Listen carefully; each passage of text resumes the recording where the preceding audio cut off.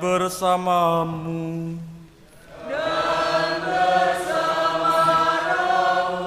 Inilah Injil suci menurut Markus. Dimuliakanlah Tuhan. Pada awal karyanya, Yesus beserta murid-muridnya tiba di Kapernaum. Setelah hari Sabat mulai, Yesus masuk ke dalam rumah ibadah dan mengajar. Orang-orang takjub mendengar pengajarannya, sebab ia mengajar mereka sebagai orang yang berkuasa, tidak seperti ahli-ahli Taurat. Pada waktu itu, di dalam rumah ibadah itu ada seorang yang kerasukan roh jahat. Orang itu berteriak, "Apa urusanmu dengan kami, hai Yesus orang Nazaret? Engkau datang hendak membinasakan kami. Aku tahu siapa engkau, yakni yang kudus dari Allah." Tetapi Yesus menghardiknya, katanya, "Diam, keluarlah daripadanya." Roh jahat itu menggoncang-goncangkan orang itu dan sambil menjerit dengan suara nyaring ia keluar daripadanya. Mereka semua takjub sehingga mereka memperbincangkannya, katanya, "Apa ini? Suatu ajaran baru. Guru ini berkata-kata dengan kuasa. Roh-roh jahat pun ia perintah dan mereka taat kepadanya." Lalu tersebarlah dengan cepat kabar tentang Yesus ke segala penjuru di seluruh daerah Galilea. Demikianlah sabda Tuhan. Terpujilah Kristus.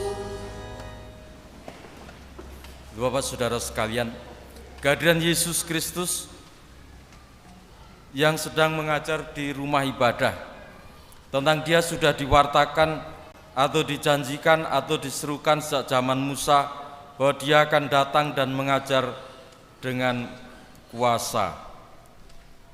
Dan kuasa itu dari Allah sendiri.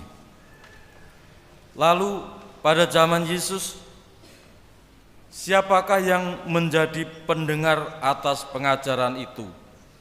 Ada dua kelompok. Yang satu adalah bangsa pilihan, orang-orang yang mengikuti Yesus Kristus, orang-orang yang mendengar pengajarannya pada saat itu. Dan apa yang mereka peroleh ketika mereka mendengarkan sabda Tuhan adalah mereka terpesona akan pengajaran itu. Mereka tertarik, bahkan sampai pada percaya, dan mereka memperoleh kesembuhan, memperoleh hidup yang baru di hadapan Tuhan. Pendengar yang kedua adalah disebut roh jahat,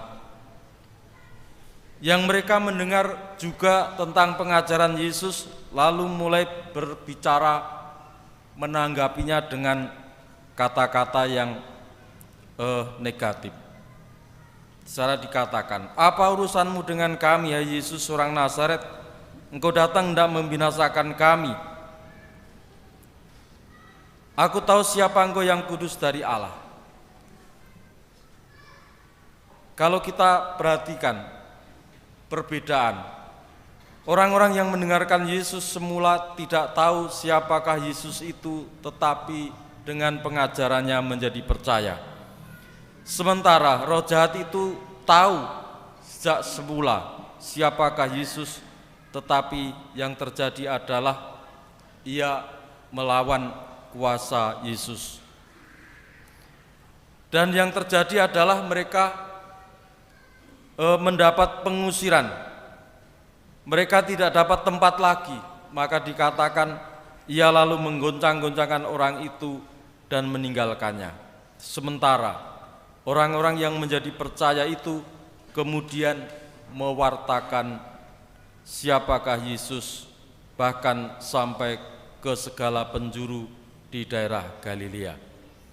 Bapak saudara sekalian, kalau kita menjadi pendengar yang baik akan sabda Tuhan, baik dalam kehidupan kita sehari-hari, pengalaman kita sehari-hari, juga dari kitab suci, membawa kita kepada damai, kepada sukacita.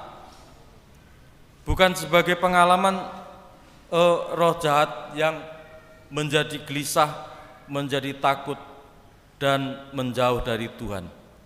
Sementara kita, sebagai orang-orang yang mendengarkan sabda Tuhan, disebut dalam bacaan kedua Rasul Paulus, seperti para gadis yang memusatkan perhatian kepada pelayanan akan Tuhan tanpa gangguan. Perhatiannya tidak terbagi, perhatiannya tidak terpecah belah, tetapi memfokuskan satu pelayanan di hadapan Tuhan. Dengan demikian, kehadiran Yesus Kristus menjadi daya dorong, menjadi kekuatan bagi kita semua dalam melayani kehidupan kita sehari-hari. Kita mohon supaya kita sebagai anak-anak Tuhan dimampukan, dikuatkan untuk semakin percaya dan kita memperoleh sukacita dalam hidup ini. Tidak ada sesuatu yang kita takutkan, tidak ada sesuatu yang kita risaukan, tetapi oleh karena kuasa dan penyertaan Tuhan kita dimampukan. Tuhan memberkati kita kini dan sepanjang masa.